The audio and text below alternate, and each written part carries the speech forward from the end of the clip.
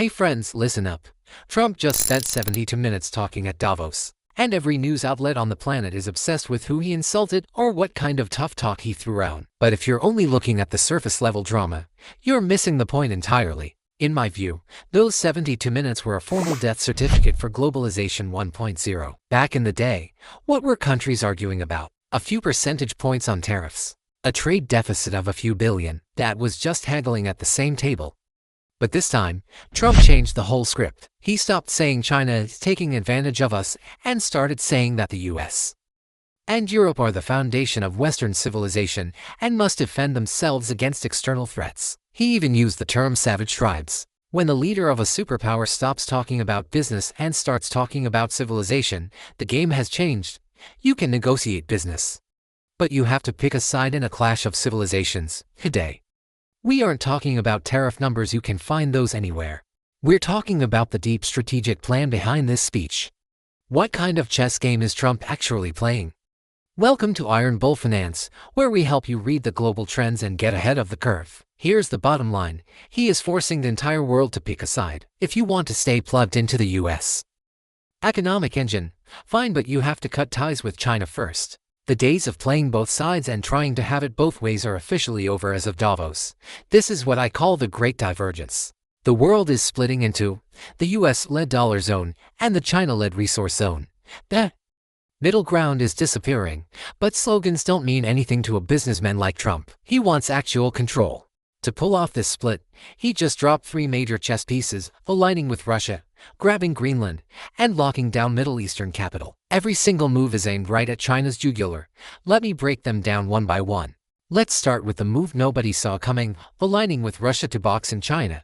If I told you the US was looking to win over Russia, you'd think I'd lost my mind, right? I mean, for the last 2 years, we've seen the US lead NATO to help Ukraine and sanction Russia like crazy. But the signal Trump sent at Davos was the exact opposite. He didn't just hint that the Ukraine conflict is ending. He suggested inviting Putin into his new peace committee. You heard that right. The same Putin who has been an outcast for 2 years might get a seat at the main table. This isn't a peace treaty, it's a trade. Why? Because in Trump's eyes, Russia was never the real threat. They're a regional disruptor at best, annoying, sure, but their economy is less than a tenth of China's and they have zero tech innovation. China is the real deal. They have the full industrial chain, a market of 1.4 billion people, and rising tech power. Trump's math is simple. I don't need to fight 2 wars. I'll make a deal with Russia, or at least freeze that front, so I can focus all my firepower on China. You might ask, is Putin that dumb? Why would he play along?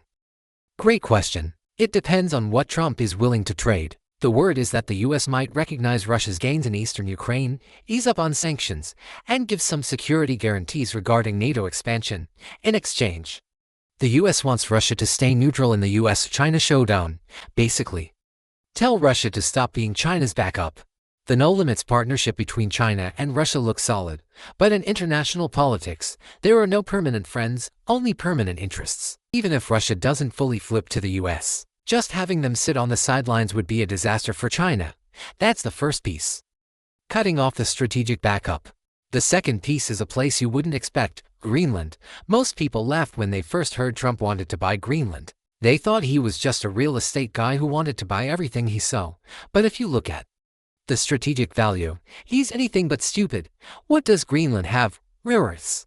These are the lifeblood of high-tech industries, everything from chips and missiles to EVs. Right now, China controls about 90% of global rare earth processing.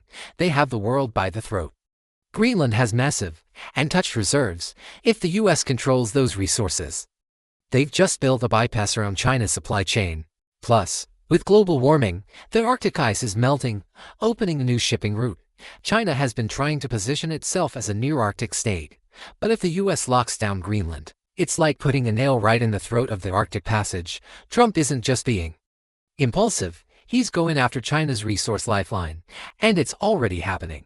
Right after the Davos speech, Trump tweeted that he reached a framework deal with the NATO Secretary General. While the details aren't public, the word is the US gets permanent military bases and priority mining rights in Greenland while explicitly blocking China and Russia. In exchange, Trump dropped the tariffs he was threatening on 8 European countries. From a threat to a deal in less than a month, this wasn't a performance, it was a pre-planned execution. That's piece number 2, securing the resources. The third piece is in the Middle East. Trump set up this thing called the Peace Committee. It sounds nice, but it's basically a pay-for-protection club. The entry fee, $1 billion. Saudi Arabia, the UAE, Israel, all the wealthy players are being pulled in. On the surface, it's about regional peace, but in reality, it locks the excess capital of the Gulf states into US-led projects. These oil tycoons used to have so much cash they throw it at China as Belt and Road.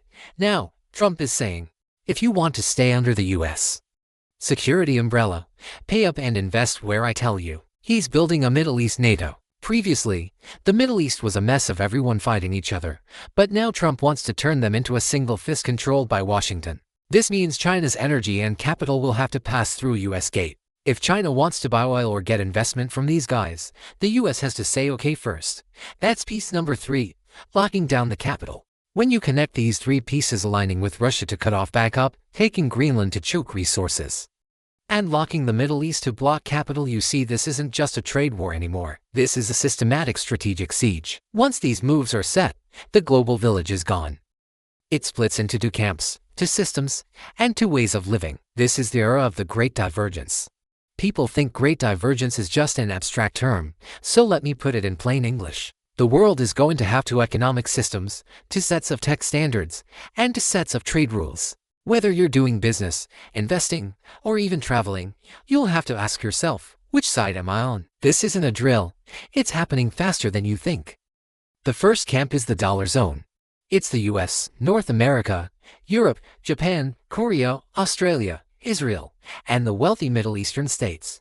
This circle has the money over half the world's GDP and the tech. All the top-tier chips, AI, biotech, and core patents are here to play in this club. You follow US rules, settle in dollars, accept US financial regulation, and don't touch Chinese tech. Trump's message at Davos was clear. You want the US engine, follow my rules. But there's a catch, it's expensive. When you cut off the cheap global supply chain, costs skyrocket. Your iPhone used to have cheap parts and assembly from China and say Asia. If you have to do everything within the dollar zone, the price goes up. You get security and tech stability, but you pay a higher cost of living. The second camp is the resource zone. It's China, say Asia, Central Asia, Africa, and parts of Latin America, plus the expanded BRICS countries. This circle has the resources: oil, gas, rare earths, copper, lithium. This is where the world's factory is. They have the population over 5 billion people and massive market potential, but they have a weak spot: tech limits. They can't make high-end chips or buy lithography machines. They're stuck under the shadow of the US dollar. Pushing the yuan as a settlement currency isn't easy. In this zone, you get resources and production power, but you're stuck in a tough tech race and a fragile financial system. Can these 2 circles coexist? Can we just go our separate ways? Maybe in the short term, because you can't decouple overnight. But long term, they are incompatible. Tech standards will branch off. Right now, we use the same internet protocols and chip architectures. But if the split continues, the dollar zone and the resource zone will develop their own standards. Imagine buying a US phone and realizing you can't install Chinese apps, or buying a Chinese app and finding out it won't charge in Europe. This isn't sci-fi. It's already starting. Huawei has Harmonios, China has Beidou navigation, and Russia is building its own payment network. What about the countries caught in the middle? India, say Asia, or the fence-sitters in the Middle East? Their old strategy was to play both sides, take US business and Chinese investment. But that window is closing. As this split spreads from software to the entire global industrial chain, the logic of our assets will fail. Ivy put together a Davos survival manual linked in the comments to help you navigate this fracture. It's not about psychic predictions. It's about risk management and reorganizing your logic so you don't get caught in the invisible decoupling. In the era of the Great Divergence, fence-sitting gets harder. The US will tell you, you want my chips. Fine, but no Huawei gear and no Chinese investment in your ports. China will say, you want my infrastructure loans. Fine, but settle in yuan and vote with me on key issues. The middle ground is vanishing. You think you're being clever by playing both sides, but you'll end up being hated by both. So, as a regular person or an investor, where do you put your money? What do you buy? And what do you avoid? This is the core question. Before, in the era of globalization, capital could move freely. You could buy US stocks, hold some Hong Kong shares, and add some emerging market funds. You could bet on everything and win. Those days are over. The biggest losers won't be the people who picked the wrong side, but the ones who tried to stay in the middle. Avoid hybrid assets. If a company has its market in the US, but its supply chain in China, or if its tech is American but its customers are Chinese, that asset is going to suffer. Both sides will squeeze them. The U.S. will audit them for security risks, and China will look for domestic replacements. If you bet on the dollar zone, don't just buy Apple or Coca-Cola. When cheap Chinese goods are blocked, other countries like Vietnam, India, or Mexico will rush in to fill the gap. Consumer goods will get even more competitive. What's actually scarce in the US? It's the ability to choke the competition. In a tech Cold War, the US's biggest weapons are chip bans, AI algorithms, and high-end manufacturing equipment. You want to buy tech hegemony? Look at AI infrastructure, semiconductor equipment, and the military-industrial complex. These industries benefit from conflict. If decoupling accelerates, the US won't cut AI budgets or defense spending. They'll double down. Buy conflict beneficiary assets because they have the national will behind them. If you bet on the resource zone or you're worried about the long-term credit of the dollar, your logic has to flip. This zone has production and labor, but it lacks hard currency that can't be sanctioned. Everyone saw what happened to Russia with SWIFT. So, in the resource zone, you buy de-dollarization beneficiaries. First is gold, the only currency with no counterparty risk. Nobody can freeze the gold in your own vault. Second is critical minerals, lithium, copper, rare earths. These are the lifeblood of the future. Third is domestic circulation leaders.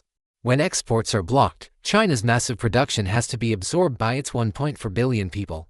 Companies that can thrive on domestic demand instead of exports are worth watching. Finally, you can buy the middleman. These are countries both sides need, like India. It's the US alternative to China and the destination for Chinese factory transfers.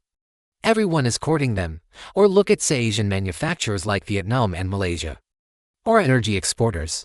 Everyone needs oil and gas, regardless of their camp.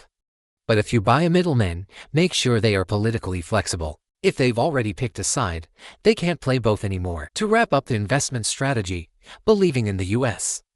Buy tech hegemony, defense, and AI infrastructure. Believing in the East. Buy gold, critical minerals, and domestic consumption. Want to bet on both? Buy the middlemen like India or energy exporters. But remember, in a split world, clarity is more important than being right. The worst thing you can do is try to have it all and end up with nothing. We've deconstructed Trump's entire chessboard, flip Russia, grab Greenland, lock the Middle East, and force Europe to integrate. I know Iron Curtain is falling. On either side are two economic systems, two tech standards, and two survival logics. You don't have to like this reality, but you can't pretend it doesn't exist. I know this sounds pessimistic. Our generation grew up on the benefits of globalization. China made things for the world, earned dollars, and bought US debt. The US printed money, stimulated consumption, and bought Chinese goods. That cycle ran for decades. We thought we could travel anywhere and invest anywhere, but that era is ending. Trump's speech wasn't the start. It was the landmark moment declaring that the US is done with that game. The world is no longer a village, it's two fortresses with high walls and tariffs. Moving between them will get more expensive. For China, this is a 20-year survival battle. The US goal is clear: lock China in the middle-income trap, keep their tech from catching up, and keep their influence from spreading. Trump's team isn't even hiding it anymore. China's response is also clear: drop the illusions and prepare for a long struggle. Focus on domestic circulation, pull up internal consumption, hold the line on the Belt and Road in say Asia, Africa, and Latin America, and look for asymmetric breakthroughs in space, hypersonic missiles, and new energy. This is a war of attrition. There is no quick victory. So, what can you do? 3 things. Face reality. Don't hallucinate that things will go back to the way they were. Globalization 1.0 is dead and it's not coming back. Pick your camp. I'm not talking about politics. I'm talking about your assets. Think clearly about which future you believe in and commit. Stay flexible. The Great Divergence is a process, not a single event. There will be swings and unexpected variables. Diversify your positions and keep your liquidity high. Don't go all in on one move. History is taking a sharp turn right in front of us. 5 years from now, we'll look back at January 2026 at Davos as the starting point of this turn. Trump used 72 minutes to shatter the illusion of a united world. From now on, there's no global village, only two fortresses. Find your place and pick your Noah's Ark. That is the first rule of survival in this fractured world. I put the survival manual in the comments, go grab it. The era of Globalization 1.0 died at this turn in the road. The future isn't about maximum efficiency, it's about two bordered, incompatible fortresses.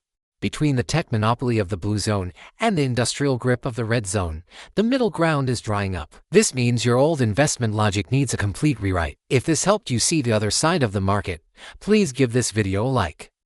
Your support helps more investors see the truth. Don't forget to subscribe to our channel, Iron Bull Finance. When the wind shifts next time, you'll be the first to get the signal.